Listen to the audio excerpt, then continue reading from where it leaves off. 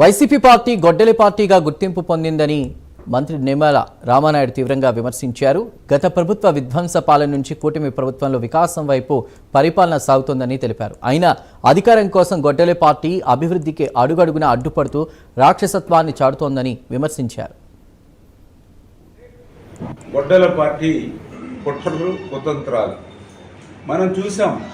ఆ రోజు అధికారం ఉన్నటువంటి 5 సంవత్సరాలు కూడా పరదాల మాటన తిరిగి వాళ్ళు పనిచేస్తే ఈరోజు సంక్షేమాన్ని సైతం ఆ యొక్క లబ్ధిదారుల గడప దగ్గరికి వెళ్ళి స్వయంగా ముఖ్యమంత్రి సైతం పాల్గొనిస్తూ ఉన్నాం. చాలా డిఫరెన్స్ గత ప్రభుత్వానికి ఈ ప్రభుత్వానికి. మీరు ఒక్కసారి గతంలో ఉన్నటువంటి ముఖ్యమంత్రి ఇంటి నుండి బయటికి రావాలంటే పరదాల మాటున బ్యారికేడ్లు చాటున ఎక్కడికక్కడ పచ్చని చెట్లను నరుక్కుంటూ 144 సెక్షన్ 30 యాక్ట్ ముందస్తు అరెస్టులు హౌస్ అరెస్టులు వీటి మధ్య నాటి ముఖ్యమంత్రి పర్యటన జరిగాయి.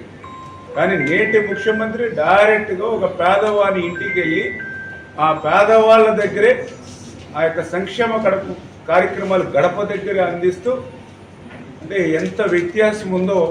అంటే నిన్ననే చెప్పారు చంద్రబాబు నాయుడు గారు చెప్పారు నిన్న, సీఎం అంటే కామన్ మ్యాన్ అని చంద్రబాబు నాయుడు గారు చెప్పినటువంటి పరిస్థితి.